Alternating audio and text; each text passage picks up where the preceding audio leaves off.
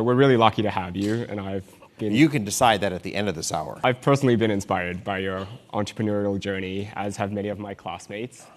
And we're impressed at your achievements in leading Citadel to becoming the most profitable hedge fund in history. So we have a lot to learn from you. I'd like to dive right in and bring us back to a key moment in your story.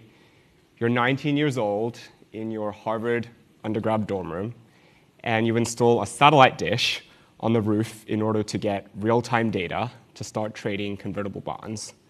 So what was it about the markets that clicked for you at such a young age? Wow, so this brings back memories. I was with my son, and we were updating the Xbox. He was about 13, this is a few years ago, and he looks at me and goes, you were alive before the internet. And in the Stone Age of the 80s, you used satellite dishes to get real-time stock quotes. There was no internet, so there was not ready access to real-time pricing. And I needed real-time pricing to engage in arbitrage strategies between common stocks and related derivatives, convertible bonds, convertible preferred securities, convertible or warrants. I had a background in software engineering, a passion for mathematics, and a real interest in how to use those skills in the realm of finance. Like, that was a personal interest of mine. And I think one of my friends who will leave name aside, because he's never told me I can use his story, but puts it succinctly, the entrepreneurs of any moment in time are the people that have the skill set that is relevant to solve the problems of that moment in time. I think that's a very succinct understanding of what drives many of your great entrepreneurial success stories is having the skills that are relevant at that moment in time to solve the problem of that moment in time. I mean, what's interesting is all the work that we did in pricing derivatives in the late 80s and early 90s as I built the firm is all taught in, like, it's like a chapter or two today in your textbooks. It's like, just like, in passing, let's talk about Black-Scholes, and in passing, let's talk about derivative securities. It's part of the foundation today of what's taught in finance. It's no longer on the cutting edge or revolutionary. And so that was the story at the start of my career, was a passion for finance, an ability to use my skills in computer science, my interest in mathematics, and to solve the pricing of derivatives. Now, I never thought I'd do this for a living. I wanted to do private equity. God forbid. I still really haven't had a chance to do what I set out to do. It's a bit frustrating sometimes, but it's been good. It's been good. It's been very impressive. I'd like to double down a little bit. A couple of years later, you founded Citadel in 1990 with a couple of $1 million of seed funding. So what gave you the conviction to strike out on your own at such a young age, at the age of 22? And how did you convince people to fund you? Was I 22 or 21? I wonder about that. So I can't help myself but share the story. The group that funded me in Chicago, it was a Chicago, New York-based firm. The person in Chicago, I just had a personal fondness for. The guy in New York was like central casting Wall Street, right? He had the perfect suit, the perfect pink shirt, the perfect tie, the perfect gray hair. The guy in Chicago looked like your high school physics teacher. All right, I need to say nothing more. And I went to Chicago to work with the partner in Chicago because I had a personal affinity for him. And it was very simple. They would back me. They had seen my track record and what I'd done in college. He'd tell you the reason that they backed me was that, if you can do this in college, you're pretty resourceful, and we'll take a bet on this. And if the bet doesn't work, well, you can go back to business school. That was his sales pitch was to me. And I haven't gone back to business school yet, but I haven't really enjoyed my journey in finance. So that's how I set out. Let me just be to the point. Like, right now, most of you don't have children, you don't have a mortgage. You're at a point in your life to take risk. Like, when you're in your 20s, like what's your worst case scenario? It's not that bad. If you're in your 40s and you go out to start a venture, like, there's more downside. And I really decided that in my 20s, I would take risk in my career. Why not? Like, I have nothing to lose. So it sounds like you took a risk and it paid off, but we could have had you at the GSB if things didn't work out. I mean, if I'd gotten admitted here is another question. That's not as obvious. It's not as obvious. I think I know the answer to that question. I'd love to hear more about some setbacks that you faced as you were scaling Citadel. We have an hour? Okay. So, let me walk through. Actually, I'm not going to answer that question, all right? Because I think what's more interesting is how did you actually build the business? Because everyone's going to have to navigate setbacks, and setbacks are all going to be different. What I've learned over the years is we spend way too much time analyzing what goes wrong rather than thinking about what goes right. All right? And what goes right is that's the flywheel that's going to drive your business. So you need to spend, if you sell a product, what did I do right in that sales process? What did I nail in getting the customer to say yes? Whereas if you focus all your time on the no's, you're not focusing on what it takes to win, if that makes any sense, all right? So what did we get right? The first thing that I got right was I hired so I'm in my early 20s. I'm not going to get the 20-year veteran from Wall Street. Who's kidding who? But I can attract really bright undergraduates and graduate students to work for me. And to be clear, I paid better than Wall Street and lots of promises of responsibility. And there's a whole bunch of people that were either interns or worked at Citadel in the early 1990s that have gone on to really big jobs on Wall Street, from running, from chief operating officer, JP Morgan, to running foreign exchange at Credit Suisse. I mean, really big jobs out of that initial group. And of course, a number of those people were and to this day, partners at Citadel. So we hired really bright, ambitious people. We gave them a tremendous amount of responsibility. And then we would selectively bring in people with expertise that would help to seed the ground with wisdom and knowledge about what it took to be successful. And so the combination of really bright, raw talent, great athletes, and where we could find it, people who we could attract that had experience and wisdom, that created an environment in which we could prosper and succeed. The other thing we had as an advantage was Wall Street was very skeptical of the use of quantitative analytics in the early days. I hired a Russian rocket scientist. He actually built rockets for the Russian government. And one of my friends called me and said, what the hell are you thinking? You spent a bunch of money to hire a Russian rocket scientist? My friend worked at Bear Stearns. All right? We had to do things differently to compete against the incumbents. I can't go head to head against a JP Morgan or Goldman Sachs in most of what we do and win. They have such incredible institutional capabilities. You need to think about how to be to the left or to the right of them, how to get underneath the radar to succeed. You got to do things differently than they do if you're going to compete. And that's an important element for a startup. You don't want to just go on the frontal assault. You're going to lose. But how do you get under the radar of your competition? How do you solve a problem with a customer that they're not paying attention to? You need to think outside of the box in building a startup. And I think we really did that quite well. But this is the naiveness of youth, and just take a step back, strategy 101. How are we going to win? So we did it with really bright people. We hired very good communicators, lots of innovation, lots of idea generation, lots of debate within our four walls about what to do and how to do it, an incredibly high rate of learning. And to the day, that's the essence of what makes our culture so successful, is the rate of learning at Citadel is just extraordinary. And then, the asset management business is actually fairly straightforward. If you deliver alpha, you should be able to sell that product. So it's actually one of the easier products in the world to sell because it's a fairly concrete, you have a track record, you've got your sales pitch, and you can sell that. And so we're all clear. Let me tell you how much I enjoyed selling when I was 20. That would be a donut. All right?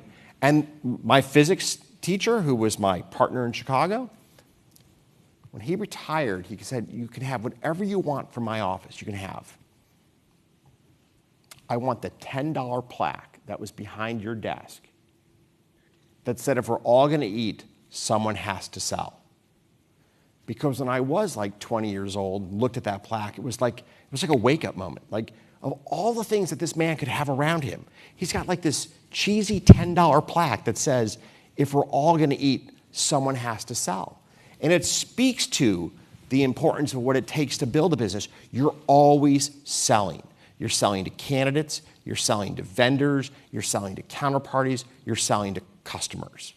And you just have to get comfortable with the fact that if you're always selling, you know what you're going to hear a lot? No. Not going to do that, not interested, no interest. You know, in 1994, I was in Switzerland. We'd had a rough year in 94. We lost about 4% of our capital in 94. It was one of our only losing years in the history of the firm. And I'm in Switzerland. I mean, it was a rough day. My lunch, I sat down at lunch. This person sits down. Oh, you're not John Griffin. No, I'm Ken Griffin. He goes, oh, I thought you were John Griffin from Fenchurch, another firm. He goes, I got to go. I'm like, great. I flew all the way to Switzerland for my lunch date to get up and leave the table. And then around 3 or 4 in the afternoon, I was with another Swiss banker, and we're in his office. His office was like almost the square footage of this stage. Beautiful furniture. He goes, do you mind if I smoke? He takes out a big cigar. He's smoking this cigar, and we're talking for about 45 minutes. Such a pity that such a bright young man so picked the wrong career. Like, well, that's the most graceful no I've gotten today. But you just have to tolerate, you're going to hear no a lot. But you need to become accustomed to having to market your ideas and market what you represent and what you stand for. Again, whether it's the people that you want to have work for you or people who are trying to give you capital or customers, you need to get comfortable with the art of selling. Thank you for sharing that story. It's so profound. I think selling is so important in every single It's so important, and it's something that we tend to pass over, gloss over, particularly in academia. Like, you know, it's like, well, here's how you go for your cash flows, and here's how you think about management, organizational structures. No, if you want to be an entrepreneur, you got to first learn how to sell. 100%. I'm sure there are many entrepreneurs in the audience taking notes.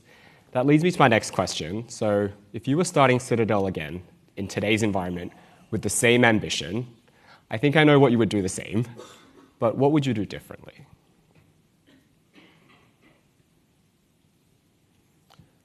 Well, so the interesting part of that question is, like, what would be my theory as to my initial competitive advantage?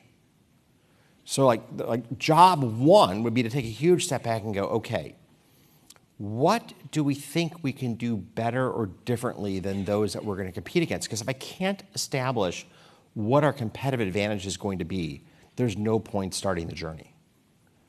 So that would be the real challenge. And I can't tell you how much we just, I mean, it's like if you were in our meetings every year where we go through business strategy, it is strategy. It's how do you build a competitive advantage? What are your moats? How do you strengthen the moat?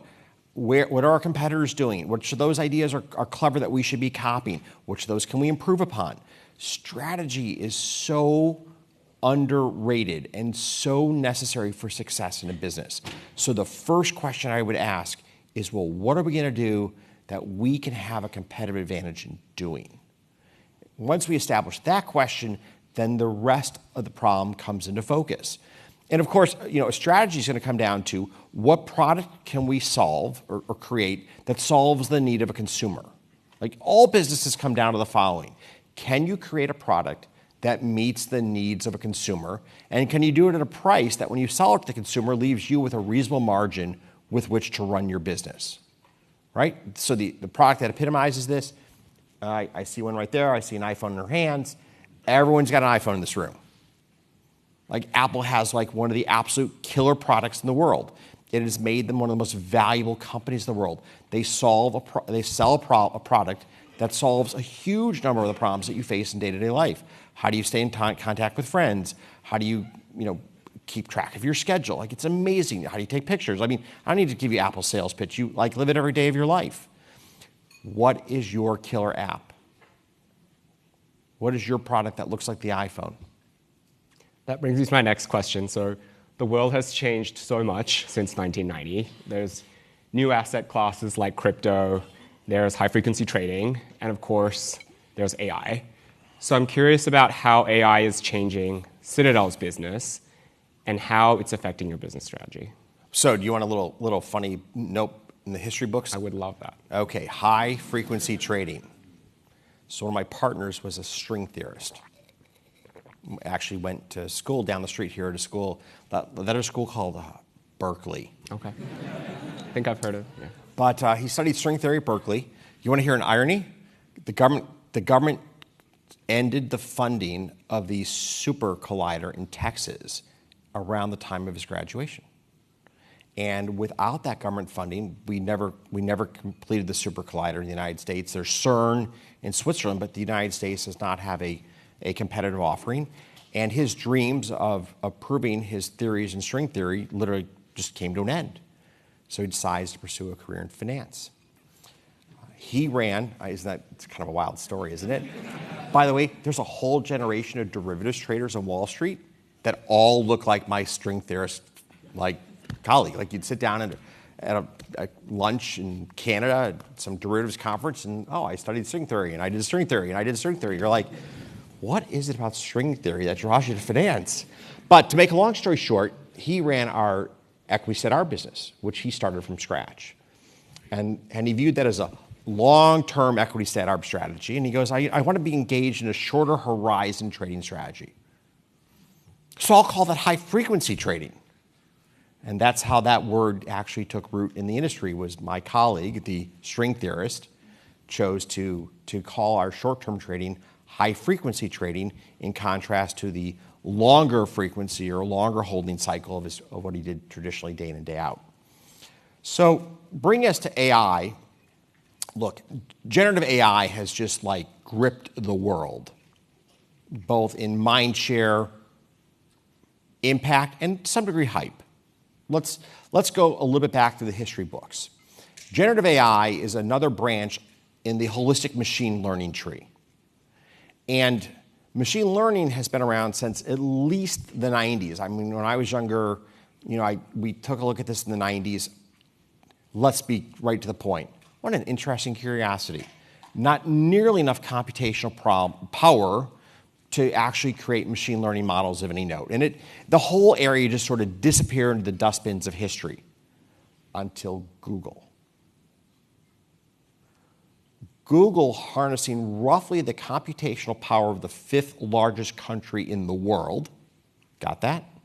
One firm, 5th largest country in the world, decided to revisit machine learning for purposes of optimizing the search monetization for Google users. And it worked. And from that came TensorFlow, which Google gifted to the world, and it's one of the greatest gifts ever given to humanity. It was the reintroduction of machine learning writ large to the broader population. I remember my colleagues were in my office when TensorFlow, the day it was announced, they were so excited about this. They're like, this is going to change the world. And about 2 weeks later, the most senior partner in the room, I called, I said, so any thoughts on this whole machine learning thing yet? He's like, thoughts, it's in production. We use it to trade equities every day today. And I'm like, it's been 2 weeks. He goes, it only took 10 days. But in 10 days, it took 10 days from TensorFlow to be a part of the decision making in almost 1 in 4 trades that happens every day in the US stock market. All right? And I'll give you this bit of history because generative AI is just another step in the journey of the use of machine learning technologies by modern society. Do we use it in our investment business? A little bit. A little bit. I can't say it's been game-changing. It saves some time. It's a productivity enhancement tool. It's nice. I don't think it's going to revolutionize most of what we do in finance. Why is it? These models are based on what has happened thus far to date in the history of humanity, and investing is about understanding what's going to unfold tomorrow, or next year, or in 2 years. That's not really the basis by which machine learning models holistically are trained. Machine learning models are really good at when you have an underlying data set that that the relationships within that data set represent what happens holistically today and tomorrow and so on and so forth in the future. So I'll give you a simple mental model. Self-driving cars historically have worked really well in the South. Clear skies, no snow. Got that? Snow wreaks havoc with self-driving cars because it changes the contours, the lines of what the car has to recognize in terms of staying on the road. All right? So machine learning models work really well with problems that are more static in nature. Reading a radiological report. But investing is about understanding how the future is going to unfold. And that's where these models really struggle. All right? They work great in short-term trading. And short-term, I mean as in like the next 5 minutes. But when you think about the next year or 2 years, they really start to fall apart. Like, that's just not what they do. So, having said that, it's going to change the world around you. It's going to change the world around you in a lot of profound ways. Call centers, as we know them today, will be extinct in 5 to 10 years, like gone. I mean, I have friends who have businesses that have big call centers. Today, you call, the human on the other side talks to you, but every prompt is now coming from a generative AI model. And over time, it's getting better and better and better. And they're going to push their customer base into Slack and email as the mode of communication. They're going to try to take the human out of the loop. And it's going to have a profound change, for example, in call centers. Could you imagine doing language translation? So a friend of mine has a multinational. They sell products in 100 and some countries. They have roughly 8,000 people in documentation. They think it'll be 1,000 within 3 years. And those are really good, high-paying, white-collar jobs. And I got to tell you, it's going to be painful for them to find employment from the skills that they have now, which is highly specialized, highly valued. They're going to have to pivot midway through their careers or even late in career to other roles. So machine learning is going to come with a cost to society, a cost that we need to understand. How do we help these people land on their feet so we don't end up with a backlash against AI and machine learning? Other areas that will come into play, I mean, marketing to one. You know, a friend of mine in his 20s ran a pet insurance business, all right? And they can look at your Facebook page, and when you post a photo of a new golden retriever, they can hit you with a direct ad. Congratulations on the new golden retriever that's in your life. But nothing's more heartbreaking if that dog gets sick, and we have the insurance solution to meet your needs. Got that? Marketing to one. Like, it's game-changing. And one of the fastest-growing pet insurance businesses in the world, and they sold it for a lot of money because of this innovative use of generative AI. Marketing to one. So I think the really interesting generative AI stories are going to be when people think about how to use these tools in radically different ways than we currently use software. And those will be many of the game-changing businesses of the next 10 to 20 years. So it's going to be incredibly exciting. It's going to come with a cost to society. As a society, we need to think about how to manage the cost for those who are adversely affected. And those people will be very adversely affected in some cases. And it also highlights the point that, you know, there's often a mindset in America, like I finished college or I finished graduate school, I've finished my education. You've just started your education. Like, you've just started. I hope that the most important thing that you've learned at Stanford is to learn how to learn, because you will have to develop entirely new toolkits in your journey of life if you want to be relevant and in the middle of this world for the 40 to 50 years you had ahead of you in your career. And I say 40 to 50 years because of machine learning and generative AI. We're all going to live longer and healthier lives, and you're going to have to really work hard to maintain current skill sets that are current and relevant in that much longer, much healthier life. Absolutely. That's just completely fascinating. Thank you for sharing those insights. You've mentioned that investing is about understanding what the world will look like in 1, 2, 3 years. It's been a while since you were an analyst yourself, but when you were stock picking, I'd love to dive deeper into understanding what were the critical pillars of your investment process. I got to tell you, when I was most involved in stock selection, it was just a very different world. It was phenomenally less competitive than it is today. And one of the reasons that the market today is so competitive is we pushed very hard a model of deep sector expertise. Now, we weren't the first to do this, but I think we did it in the most, like the boldest, most recognized way in the marketplace. So we've got several dozen teams of absolute world-class portfolio managers with great analysts and great associates that know their companies cold. I mean, just cold. The way that I would have done my research back in the 90s, I would just be writing these guys checks, as in I would be on the wrong side of every trade with them. They know these businesses so well. And others who have seen the impact of just how successful this model has become have really copied this across a number of the large hedge funds. Like we unfortunately, like we did change the world. We made the world more competitive. That's good for society as a whole. It means capital is allocated more efficiently. But it means that everything I know about picking stocks from the 90s is frankly not that relevant today. And it was actually a kind of a fun time. I mean, there was a stock I was looking at, and like, God, these guys are just going to run out of money. Like, their cash flow is terrible. Like, they're going to run out of money soon. I called the company, and I'm talking to the CFO. I'm like, I don't see how you're going to make it through the next quarter. And the stock's up a lot on this theory that your company's going to get bought. He goes, yeah, if we're going to get bought, it's going to be bought out of bankruptcy. Okay, this is definitely short. I got it. Right? That call just doesn't happen today. Doesn't happen. Just, I mean, it's a great story. It's a 30-year-old story. It doesn't happen today. Yeah. Ken, you've witnessed some of the most volatile moments in the public markets, from the bursting of the tech From bubble, the last 2 weeks to the GFC, to COVID, and the last month.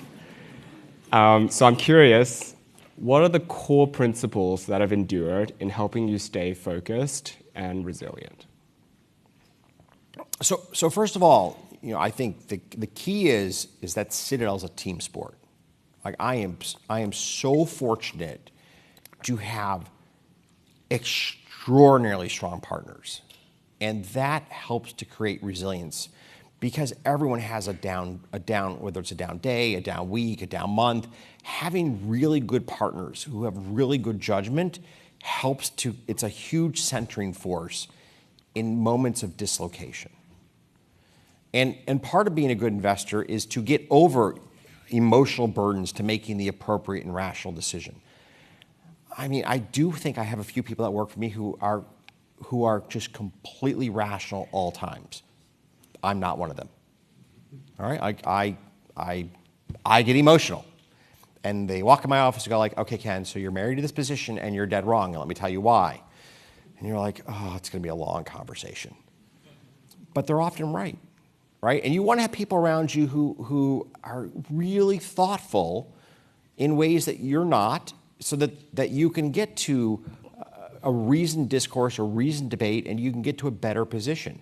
I think one of the things that I'm very good with my colleagues on is my willingness, okay, if we think we're right, we're going for it. Like, if you can walk me through the argument, the merits of our investment, like, we're willing to go for it. I'm very proud. The culture of our firm, we're a risk-taking firm, and we're not shy about it. And we attract people who want to be risk-takers. There's a lot of people in the money management business who ultimately, when it's all said and done, they actually don't want to be risk-takers. They enjoy hiding behind, I'm a fiduciary, and I'm a steward, and I'm here in a prudential role. And the people that give us their capital, they want us to earn a return on it. They want us to outthink, to out-hustle, and to outwork the competition. And when we have a winning idea, they want us to bet on that idea. Like, that's what they want us to do. And I think that I'm an important part of our culture, which is a culture that takes pride in winning. Like, we have no shame. Like, we go to work to win. Like, we're here to win. And I'm actually happy to see the pendulum in America swinging back towards that ethos, because while it swung away from that ethos, the rest of the world was still focused on winning. And it's good to see. It's a positive change in the United States, this sort of like, we're in it to win it again. So, to be clear, great investors, okay, have great clarity of thought as to where they have a competitive advantage. They do great research to create those differentiated viewpoints. Then they're willing to make capital against their viewpoints with conviction. And equally, when they're wrong, they're able to let go of their position to acknowledge their error and to move on to the next idea, frankly, with no tears. Like, we'll triage what we got wrong, what we can learn from that, but we're moving on. And when they get it right, it's like, what happened, and like what allowed that right moment to happen, and how do we find more of those moments? They're really good at getting past sunk cost fallacies. All right? And they view their wins and their losses as just the tuition bill of being professional investors. And by the way, I've paid a lot of tuition. All right? The only good news is on the winning side of the balance sheet, I've made far more in wins than I've endured in losses. But I've paid a lot of tuition. I love that you answered my next question about how important it is to acknowledge when you're wrong. So thank you for getting there ahead of me. Okay, it's 24:47 on the clock. Directly or indirectly, I've been wrong probably 3 million times since we sat down. We're about 52% in our market-making business on win-loss ratio, and we'll do a few million trades in an hour. No one in this room is more wrong than I am today. I know you care a lot about mentorship, and you've mentored some in the audience today. So I'm curious to know, what about mentorship is so important to you? And for those that are looking to be mentored by someone they deeply respect, how should they approach it? Well, let's broaden the aperture on that.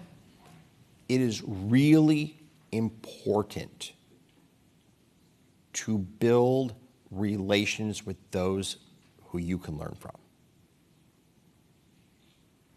All right. So when I was in college, I would trade convertible bonds. One of the up and coming proprietary traders at Bear Stearns, 1-212-272-4498.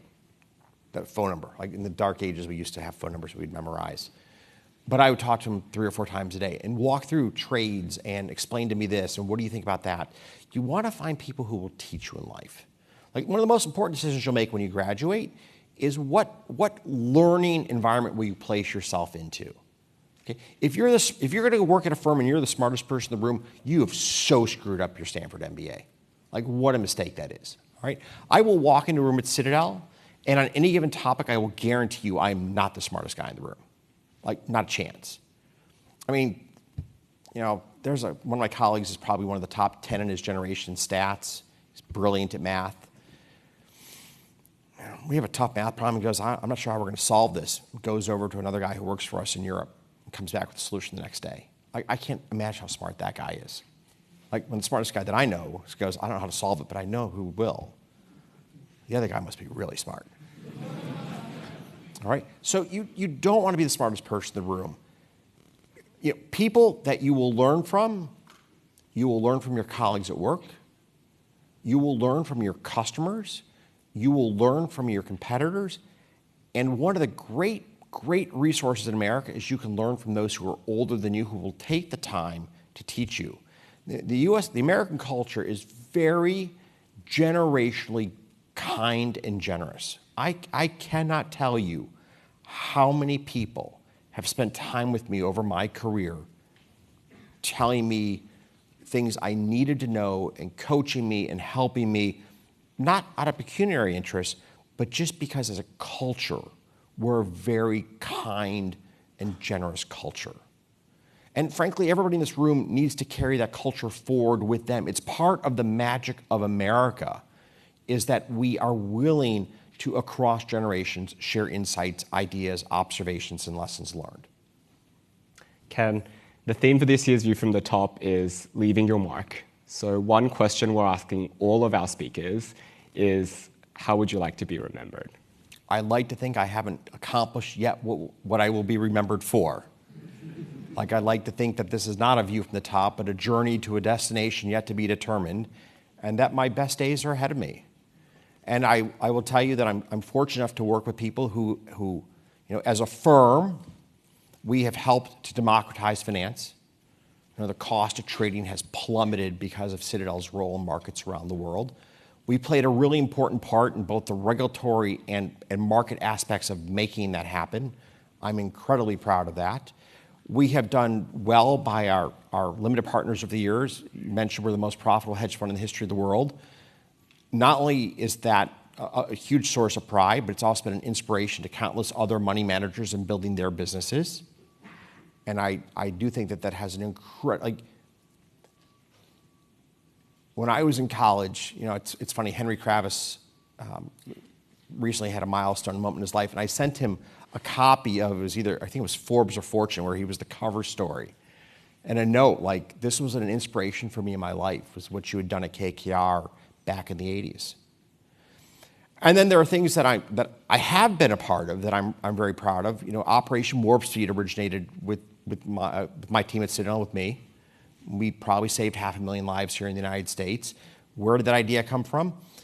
We're a huge commodities trader. Commodities is all about logistics, time to market. And Operation Warp Speed was about minimizing the time from finding a vaccine that would work to shots in people's arms. And it was a huge success. One of the greatest successes of the Trump administration the first time around was that project. Huge success. And then we played an important role in helping to cross the digital divide in terms of a legislative win.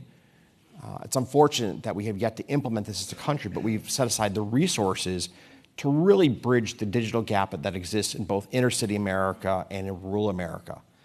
And I'd like to think that over the next 20 to 30 years of my life, I'm involved in a bunch of other wins, both for Citadel and, more importantly, for America. I am so blessed to have been born in this country. And I would like to believe that I will have done my fair share to have made this the greatest nation in the world. I know you have a hard stop at 1, so that's probably all we have time for. I'm going to end with a view from the top tradition, which is a couple of rapid-fire questions. I'll ask you a question, and you say the first phrase or word that comes to your mind. We're joined by many renowned finance professors in the audience, including our own Dean DeMarzo. So what is one piece of finance knowledge you hope every business school student learns? Options pricing. What is one thing you have to do every day, no matter how busy you are?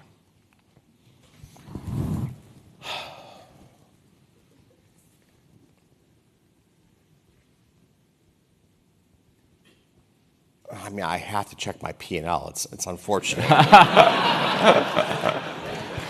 love that.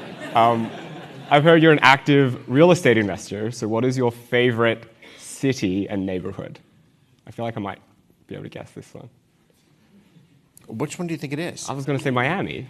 It's Miami. Yeah. Yes. Okay. Favorite piece of art? Oh, God. It's Blue Poles. It's owned by the Jackson Australians, Jackson Pollock. Mm-hmm. Yes. Yes. And A great story is Blue Poles was bought by the Australians in the 1970, 71, give or take, for $1 million Australian dollars. Mm-hmm. The government of Australia almost fell because of the outrage. They spent $1 million on an American painting. Right. I offered the Australians several $100 million to get that painting back to America, with no success. Yeah. It's in my home country. And then finally, one... Wait, you have that damn painting? Yeah. Let's talk backstage. And then finally, one trait that separates good investors from legendary.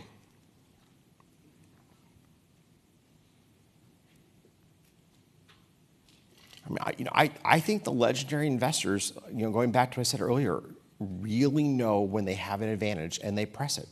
They're confident in their conviction. And like I said earlier, and when they're wrong, they move on. They just let it go and move on. And why is that so important? All right. My best stock pickers, the best guys that work for me, guys is obviously men or women, to be clear, they're right about 54% of the time in alpha terms. So, I mean, could you imagine, okay, if you got a 54% of your test here at Stanford, where would you be after a quarter? you'd be gone, right? If you were a cardiac surgeon and 54% of your patients lived through surgery, you'd have a pretty short career, right? So the remarkable thing is the amount of mental fortitude to do a job and to do it well and to do it with like just going for it every day. When your best people are right 54% of the time, that's actually pretty remarkable in a world that has become accustomed to every test is an A. Finance is very different. Markets dictate the terms of engagement. The market has a grading system, and the market is not on a curve. Ken, it's been such a